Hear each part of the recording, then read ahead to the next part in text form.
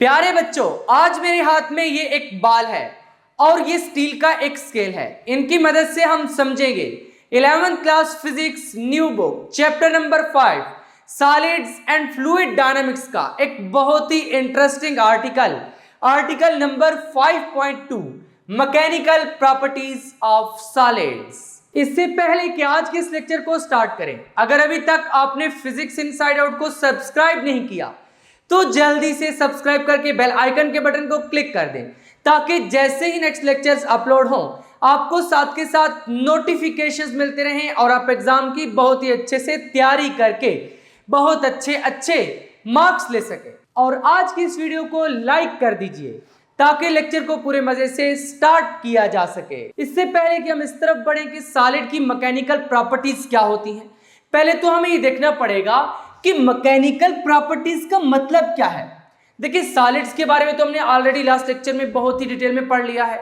Solid क्या है? एक स्टेट ऑफ मैटर है जिसमें एटम्स, आयंस या मॉलिक्यूल्स क्लोजली पैक्ड होते हैं और इसके साथ साथ सॉलिड्स की कोई डेफिनेट शेप होती है, डेफिनेट वॉल्यूम होता है। और फिर लास्ट लेक्चर में मैंने आपको सॉलिड की क्लासिफिकेशन भी पढ़ाई थी, इसकी डिफरेंट टाइप्स पढ़ाई थी, crystalline solids, amorphous solids, polymeric solids. अगर वो वाला लेक्चर आपने अभी तक अटेंड नहीं किया तो उसका लिंक आपको डिस्क्रिप्शन में मिल जाएगा और इसके साथ साथ कमेंट सेक्शन में भी मिल जाएगा, वहां से आप इजीली असेस कर सकते हैं। आज के लेक्चर में हमने देखना यह है कि मैकेनिकल प्रॉपर्टीज क्या है सॉलिड्स की। ये जो मैकेनिकल प्रॉपर्टीज का वर्ड है, इसका मतलब क्या है? देखिए, जब सॉलिड्स की बात करते हैं, सॉलिड की मैकेनिकल प्रॉपर्टीज की, तो इसका मतलब यह है कि किसी भी सॉलिड पर जब फोर्स अप्लाई करते हैं, एक्सटर्नल फोर्स, इस तरह के मैं यहां पर फोर्स अप्लाई कर रहा हूं, तो एक्सटर्नल फोर्स की एप्लीकेशन पर उस सॉलिड का बिहेवियर क्या होता है, यही उस सॉलिड की मैकेनिकल प्रॉपर्टीज होती हैं। जैसे अगर मैं इस पर फोर्स अप्लाई करूंगा तो क्या ये इस फोर्स को बर्दाश्त कर सकेगा? अगर मैं इस पर फोर्स अप्लाई करके छोड़ता हूं तो क्या ये अपनी ओरिजिनल स्टेट को वापस मेंटेन करेगा? तो सॉलिड की इन्हीं प्रॉपर्टीज को हम कहते हैं मैकेनिकल प्रॉपर्टीज। अब देखें, अगर मैं इस बॉल को इस तरह से प्रेस करता हूं, तो इसकी शेप चेंज हो रही है। जब मैं इसको प्रेस कर रहा हूं, ऑब्वियसली इसका वॉल्यूम भी चेंज हो रहा है, बिल्कुल इसी तरह से है। अगर इसकी जगह पर मैं ये वाली बॉल लूं, इसको मैं प्रेस करूं इस तरह से, देखिए इसकी शेप और वॉल्यूम तो चेंज हो गया और ये वापस भी नहीं आ रही। और इसी की जगह पर अगर मैं एक स्टील का स्केल लूं, इस पे फोर्स अप्लाई करूं, तो यहां से इस तरह से बेंड होगा। जब मैं ये फोर्स रिमूव करूंगा तो ये अपनी ओरिजिनल स्टेट में वापस आ जाएगा। अब एक्चुअली जब मैंने फोर्स अप्लाई की तो यहां पर हुआ क्या है, जब मैंने इस पर फोर्स अप्लाई की थी तो देखिए इसमें डिफॉर्मेशन हो गई है। डिफॉर्मेशन का क्या मतलब है? इसकी शेप चेंज हो गई है, इसका वॉल्यूम भी चेंज हो गया है। जैसे मैंने इस पर फोर्स अप्लाई की, इसकी शेप चेंज हो गई है। जब मैं फोर्स रिमूव करूंगा तो ये अपनी ओरिजिनल स्टेट में वापस आ जाएगा। सिमिलरली जब इस बॉल पर मैंने फोर्स अप्लाई की तो इसका साइज, इसका वॉल्यूम भी चेंज हुआ। और यही जो change in size, change in volume, ये चेंज इन लेंथ है, इसको हम कहते हैं डिफॉर्मेशन। तो यहां पर फिर पहले डिफॉर्मेशन इन सॉलिड्स की हेडिंग लगाते हैं और डिफॉर्मेशन इन सॉलिड की डेफिनेशन लिखते हैं। यहां पर हमने हेडिंग लगा दी है deformation in solids. Any change in shape, length और volume of a body when it is subjected to an external applied force is called deformation। यानी जब भी किसी ऑब्जेक्ट पर एक्सटर्नल फोर्स अप्लाई करें तो उसकी शेप, लेंथ या फिर वॉल्यूम में जो चेंज आता है उसे हम क्या कहते हैं? डिफॉर्मेशन। जैसे इस बॉल को मैंने प्रेस किया है तो आप देख रहे हैं इसकी शेप चेंज हो गई है। यही जो चेंज इन शेप है इसको हम कहते हैं डिफॉर्मेशन। जब मैं इस स्केल को इस तरह से बेंड करूंगा फोर्स अप्लाई करके, इसकी शेप चेंज हो गई है। यही जो चेंज इन शेप है इसको हम क्या कहते हैं? डिफॉर्मेशन। अब हम डिफॉर्मेशन इन सॉलिड्स की दो एग्जांपल्स डिस्कस करते हैं जो कि आपकी बुक पर दी गई है। पहली एग्जांपल इसी रबर बॉल की है, दूसरी एक रबर स्ट्रिंग की है। तो चलिए इन दोनों एग्जांपल्स को डिस्कस करते हैं। यहां पर हेडिंग लगा दी है रबर बॉल एग्जांपल, यानी जो रबर बॉल है इसकी एग्जांपल है। इसमें क्या कहता है? If we hold a soft rubber ball and apply a squeezing force, its shapes और वॉल्यूम चेंजेस। देखें, अगर हम एक रबर बॉल को हाथ में पकड़ें और इस पर इस तरह से जोर से स्क्वीजिंग फोर्स अप्लाई करें, यानी सारी फोर्स अंदर की तरफ अप्लाई करें, तो क्या होगा कि इसकी शेप चेंज होगी या फिर इसका वॉल्यूम चेंज होगा। यहां पर शेप भी चेंज हो रही है, वॉल्यूम भी चेंज हो रहा है। तो कहता है when the squeezing force is remove, जब इस स्क्वीजिंग फोर्स को हम रिमूव कर दें इस तरह से, तो फिर बॉल अपनी ओरिजिनल शेप में वापस आ जाएगी। When the squeezing force is remove, जब ये वाली स्क्वीजिंग फोर्स रिमूव कर देंगे तो उस केस में क्या होगा, दी हैंड इज ओपन, और हैंड को ओपन कर दें, the ball regains its original spherical shape, और बॉल अपनी ओरिजिनल स्फेरिकल शेप जो है उसको रिगेन कर लेगी। यहां पर बॉल की ओरिजिनल शेप थी जो कि फिगर नंबर ए में दिखाई गई है। उसके ऊपर फिर जब स्क्वीजिंग फोर्स अप्लाई की गई है तो इसका वॉल्यूम चेंज हो गया है। देन जब हैंड को ओपन किया गया है, स्क्वीजिंग फोर्स को रिमूव किया गया है, तो बॉल ने अपनी ओरिजिनल स्टेट मेंटेन कर ली है, यानी जो उसकी ओरिजिनल शेप थी उसको उसने क्या कर लिया है, रिगेन कर लिया है। This shows that a body can change its form under an external applied force and return back when force is removed। कहता है कि जब बॉडी पर फोर्स अप्लाई की जाती है इस तरह से तो इसकी शेप चेंज होती है, लेकिन जब फोर्स रिमूव कर दी जाती है तो ये अपनी ओरिजिनल शेप रिगेन कर लेती है। और यही जो प्रॉपर्टी है कि जब एक्सटर्नल अप्लाइड फोर्स को रिमूव कर दिया जाए तो बॉडी अपनी ओरिजिनल पोजीशन में वापस आ जाए, इस प्रॉपर्टी को हम कहते हैं इलास्टिसिटी। जैसे यहां पर मैंने इस बॉल को प्रेस किया यानी एक्सटर्नल फोर्स अप्लाई की, जब मैंने फोर्स अप्लाई की है तो उस केस में क्या हुआ है, बॉल स्क्वीज हुई है, लेकिन जब मैंने इस फोर्स को रिमूव किया तो बॉल अपनी ओरिजिनल स्टेट में वापस आ गई है। तो यही इसकी जो टेंडेंसी है ओरिजिनल स्टेट में वापस आने की, इसको हम कहते हैं इलास्टिसिटी। नेक्स्ट एग्जांपल है रबर स्ट्रिंग एग्जांपल।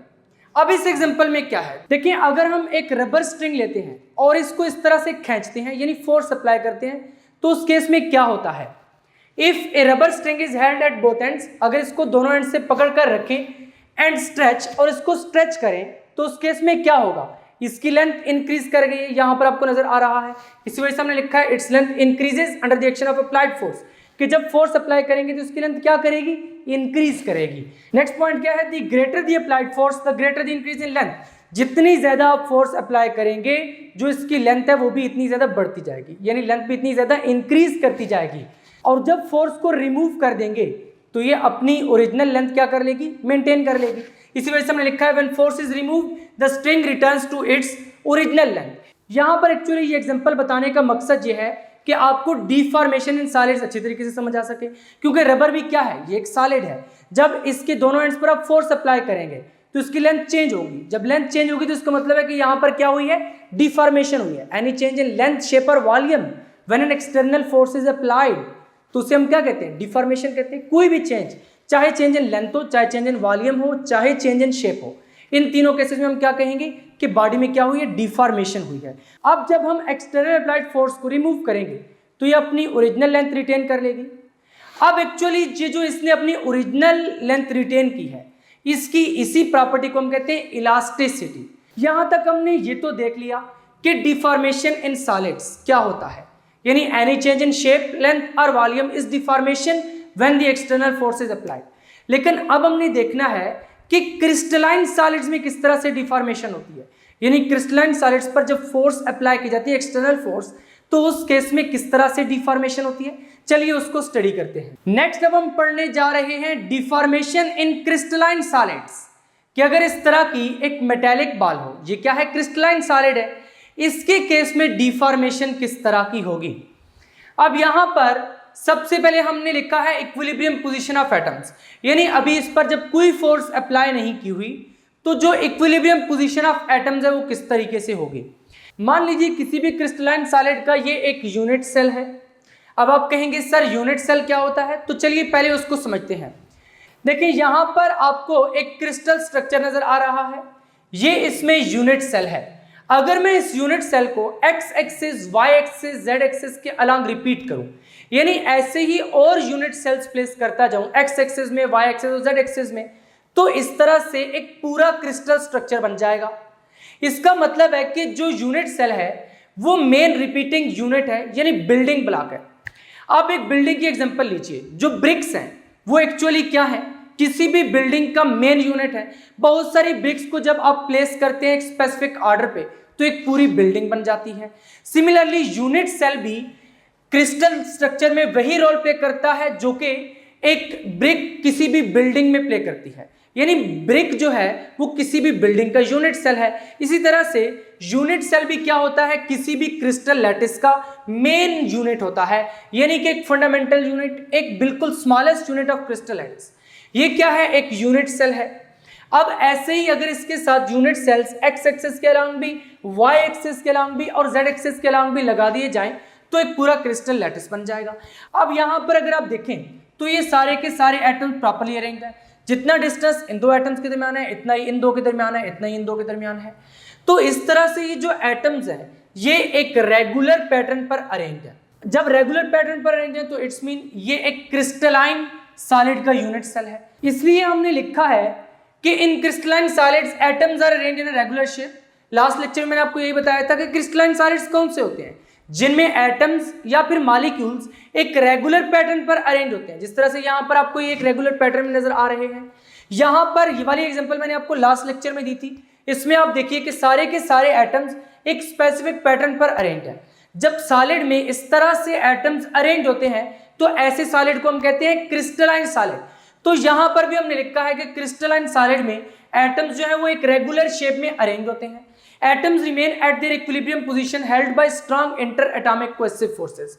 अब ये जितने भी एटम्स हैं इनको इस प्लेस में कौन हेल्ड करके रखता है?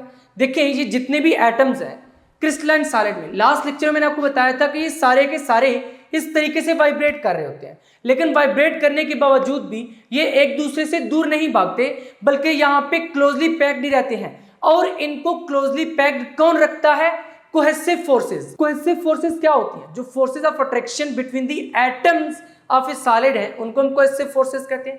को का मतलब है सेम ग्रुप, यानी cohesive forces between atoms of same group, जो कि आपने ऑलरेडी केमिस्ट्री में बहुत ही डिटेल में पढ़ा हुआ है। तो यहां पर भी हमने ये लिखा है कि इन एटम्स को इस पोजीशन में कौन हेल्ड करके रखता है? Inter atomic cohesive forces. Inter atomic यानी किसी भी दो एटम्स के दरमियान जो फोर्स है उसको हम क्या कहते हैं? Cohesive force. और सॉलिड्स में, क्रिस्टलाइन सॉलिड्स में तकरीबन तमाम एटम्स के लिए कोहेसिव फोर्स सेम ही होती है, यानी हर दो एटम्स के दरमियान सेम कोहेसिव फोर्स होती है।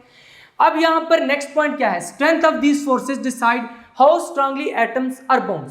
कहता है कि फोर्सेस जितनी स्ट्रांग होंगी, अब एटम्स एक दूसरे के साथ इतने स्ट्रांगली बाउंड होंगे, यानी जितनी ज्यादा स्ट्रेंथ होगी इन फोर्सेस की इतने ही एटम्स एक दूसरे के साथ स्ट्रांगली बाउंड होंगे। यानी अगर इन दो एटम्स के दरमियान बहुत स्ट्रांग कोहेसिव फोर्स हो, बहुत स्ट्रांग फोर्स ऑफ अट्रैक्शन हो, तो यहां पर इनके दरमियान जो बॉन्ड है वो एक बहुत ही स्ट्रांग बॉन्ड होगा। अब अगर हम इस पर कोई एक्सटर्नल फोर्स अप्लाई कर दें, जैसे कि ये क्रिस्टलाइन सॉलिड है, अगर इस पर एक्सटर्नल फोर्स अप्लाई करें, अब मैं हाथ से इस पर फोर्स अप्लाई कर रहा हूं, जाहिरी तौर पर तो आपको इसका वॉल्यूम चेंज होता हुआ नजर नहीं आ रहा, ना ही शेप चेंज होती हुई नजर आ रही है। लेकिन अगर एटॉमिक लेवल पर ऑब्जर्व किया जाए तो इसकी शेप में और वॉल्यूम में थोड़ा बहुत चेंज आता है, जो कि नेकेड आई से हम ऑब्जर्व नहीं कर सकते। तो वो चेंज किस तरीके से आता है, अब हमने उसको डिस्कस करना है। When external force is applied distortion occurs in solid body. देखें, जब भी एक्सटर्नल फोर्स अप्लाई की जाती है किसी भी सॉलिड पर तो वहां पे डिस्टॉर्शन अकर होती है। डिस्टॉर्शन का क्या मतलब है? कि वो अपनी ओरिजिनल पोजीशन से हट जाते हैं।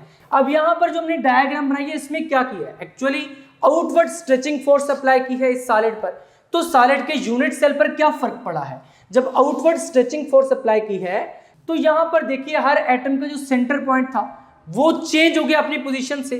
पहले किस तरह से था? आपको एक प्रॉपर स्क्वायर नजर आ रहा था, लेकिन यहां पर ये आपको प्रॉपर स्क्वायर नहीं नजर आ रहा बल्कि एक रेक्टेंगल सी बन गई है। तो यहां पर इसका मतलब है कि एटम्स अपनी ओरिजिनल पोजीशन से हट चुके हैं, यानी जो इक्विलिब्रियम पोजीशन है उससे क्या हो चुके हैं? डिस्प्लेस हो चुके हैं। तो यहां पर हम लिखा है atoms displace from their equilibrium position.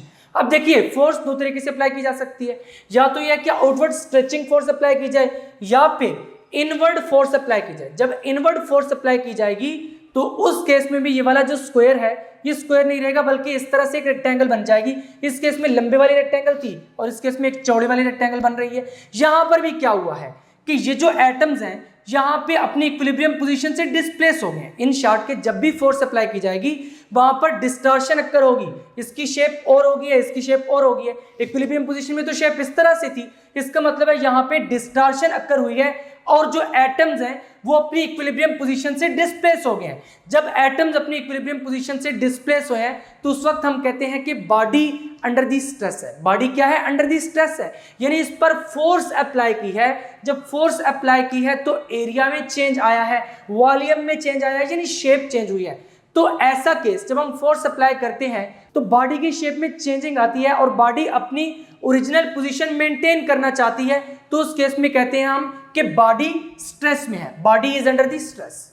अब जब हम ये एक्सटर्नल फोर्स रिमूव कर दें, यानी कोई आउटवर्ड स्ट्रेचिंग फोर्स या इनवर्ड फोर्स अप्लाई ना करें, तो उस केस में क्या होगा, ये जो यूनिट सेल है ये भी अपने स्ट्रक्चर को दोबारा से मेंटेन कर लेगा। यहां पर जिस तरह से अनस्ट्रेच यूनिट सेल था, इसी तरह से आफ्टर रिमूविंग भी हो जाएगा। यहां पर हमने लिखा है व्हेन एक्सटर्नल फोर्सेस रिमूव, जब एक्सटर्नल फोर्स रिमूव करेंगे तो atoms return to their equilibrium position. यहां पर ये इक्विलिब्रियम पोजीशन से डिस्प्लेस हो गए थे, जब फोर्स रिमूव किया तो ये अपनी इक्विलिब्रियम पोजीशन पे वापस आ चुके हैं। इसका मतलब है कि सॉलिड ने अपनी ओरिजिनल शेप रिगेन कर ली है, अगर फोर्स बहुत ज्यादा लार्ज नहीं थी। देखें, ये एक क्रिस्टलाइन सॉलिड है, अगर इस पर मैं थोड़ी सी फोर्स अप्लाई करूंगा तब तो ये आउटवर्ड रेजिस्ट कर रहा है, मेरे हैंड को महसूस हो रहा है, यानी यहां पर ये अपनी पोजीशन को रीगेन करना चाहता है। इसके पास बहुत ज्यादा टेंडेंसी है कि अपनी ओरिजिनल पोजीशन को रीगेन करना चाहता है। लेकिन अगर मैं एक हैमर लेकर इसके ऊपर जोर जोर से मारना शुरू कर दूं, यानी बहुत ज्यादा फोर्स अप्लाई कर दूं, तो उस केस में फिर क्या होगी, अपनी ओरिजिनल पोजीशन को रीगेन नहीं कर पाएगा, यानी उसकी लिमिट से ज्यादा फोर्स अप्लाई हो जाएगी। तो यहां पर हमने ये लिखा है कि सॉलिड अपनी ओरिजिनल शेप को रीगेन कर लेते हैं अगर फोर्स बहुत ज्यादा लार्ज नहीं होगी, यानी कुछ कंसिडरेबल फोर्स होगी जो कि ये मटेरियल विथस्टैंड कर सकता है। तो यहां पर ये जो मटेरियल की प्रॉपर्टी है कि वो अपनी ओरिजिनल फॉर्म को रीगेन कर लेते हैं, इसको हम कहते हैं इलास्टिसिटी। जैसे यहां पर अनस्ट्रेच यूनिट सेल था, जब स्ट्रेच किया है तो एटम्स अपनी इक्विलिब्रियम पोजीशन से डिस्प्लेस हो गए। यहां पर जब इनवर्ड फोर्स अप्लाई किए तब भी अपनी इक्विलिब्रियम पोजीशन से डिस्प्लेस हो गए। लेकिन जब सारी की सारी फोर्सेस रिमूव कर दी हैं, तो आप देखिए कि फिगर ए में भी और फिगर डी में भी आपको जो यूनिट सेल शो किया गया वो सेम है। तो कोई भी ऐसा मटेरियल जिसका यूनिट सेल फोर्स अप्लाई करने से पहले और फोर्स को रिमूव करने के बाद एक जैसी शेप में नजर आए, ऐसे मटेरियल को हम कहते हैं इलास्टिक मटेरियल। यहां पर देखें, ये ओरिजिनल यूनिट सेल था यानी अनस्ट्रेच, और ये after the removal of force है, ये और ये दोनों आपस में सेम है। इसका मतलब है कि जिस मटेरियल के यूनिट सेल है वो मटेरियल क्या है, इलास्टिक मटेरियल है। और यही जो प्रॉपर्टी है किसी भी बॉडी की अपनी ओरिजिनल पोजीशन को रीगेन करने की, अपनी ओरिजिनल फॉर्म को रीगेन करने की, उसे हम कहते हैं इलास्टिसिटी। तो चलिए अब इलास्टिसिटी की प्रॉपर डेफिनेशन देखते हैं। यहां पर अब हमने इलास्टिसिटी की डेफिनेशन लिख दी है किस तरह से, the natural tendency of a body to return to its original shape and size after the removal of external applied force is called elasticity. अब यहां पर इस डेफिनेशन को आपने बहुत ही अच्छे तरीके से समझना है, क्योंकि इस डेफिनेशन को लेकर के पेपर में कभी कभी एक कंसेप्चुअल शॉर्ट क्वेश्चन आ जाया करता है। वो कंसेप्चुअल शॉर्ट क्वेश्चन भी अभी मैं आपको बताता हूं, उससे पहले ये वाली डेफिनेशन आपने समझनी है। लेकिन डेफिनेशन क्या कह रही है, the natural tendency of a body to return to its original shape. देखें, अगर मैं इसको इस तरह से फोर्स अप्लाई करके बेंड करता हूं, अब नेचुरली ये फोर्स एक्सर्ट कर रहा है वापस, ताकि ये अपनी ओरिजिनल शेप को मेंटेन कर सके।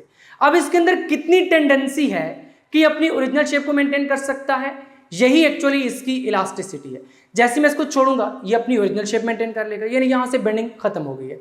अब इस बॉल की एग्जांपल लीजिए, इसको अगर मैं इस तरह से प्रेस करता हूं, अब ये नेचुरली फोर्स एक्सर्ट कर रही है, ये अपनी शेप को मेंटेन करना चाहती है। यही जो प्रॉपर्टी है इस बॉल की, इसको हम क्या कहते हैं, इलास्टिसिटी। अब कुछ स्टूडेंट्स ये समझते हैं कि किसी भी मटेरियल को कितना ज्यादा स्ट्रेच किया जा सकता है, ये उसकी इलास्टिसिटी है, लेकिन this is not the elasticity. देखिए, अगर डेफिनेशन यही है इलास्टिसिटी की, तो यहां पर फिर अगर मैं इसको इस तरह से खींचता हूं, देखिए ये भी तो स्ट्रेच हो रही है। अब जब ये स्ट्रेच हो रही है तो इसका मतलब है इसमें इलास्टिसिटी होनी चाहिए, लेकिन इसमें कोई इलास्टिसिटी नहीं है। लिहाजा इलास्टिसिटी की डेफिनेशन ये है कि किसी भी अगर मटेरियल पे आप फोर्स अप्लाई करें तो वो वापस अपनी ओरिजिनल शेप मेंटेन करना चाहे, ये जो प्रॉपर्टी इलास्टिसिटी है।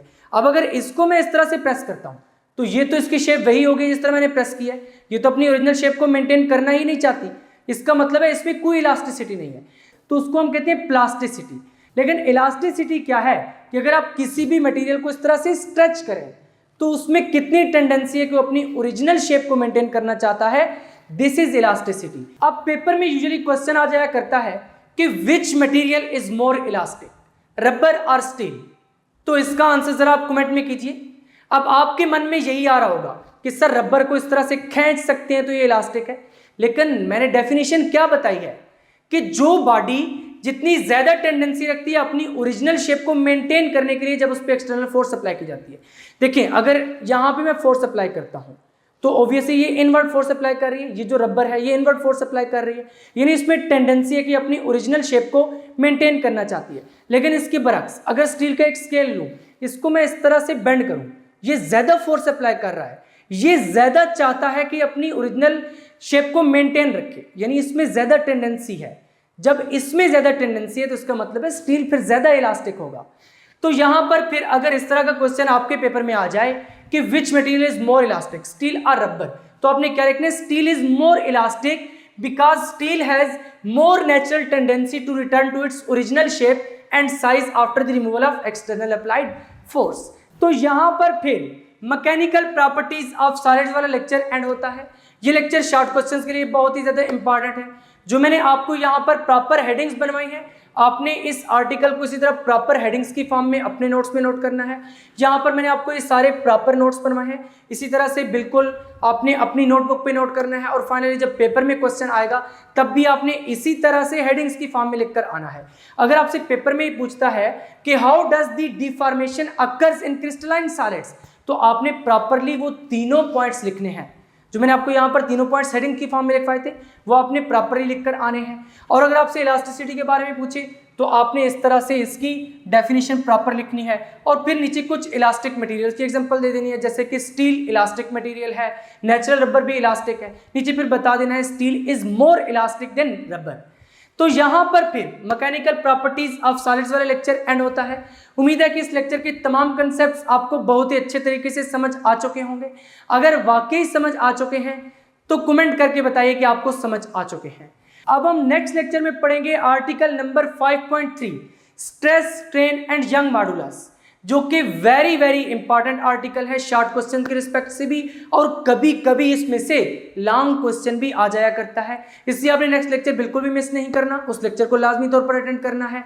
अगर अभी तक आपने फिजिक्स इनसाइड को सब्सक्राइब नहीं किया तो जल्दी से सब्सक्राइब करके बेल आइकन के बटन को क्लिक कर दें, ताकि जैसे ही नेक्स्ट लेक्चर्स अपलोड हों आपको साथ के साथ नोटिफिकेशंस मिलते रहें और आप एग्जाम की बहुत ही अच्छे से तैयारी करके बहुत अच्छे मार्क्स ले सकें।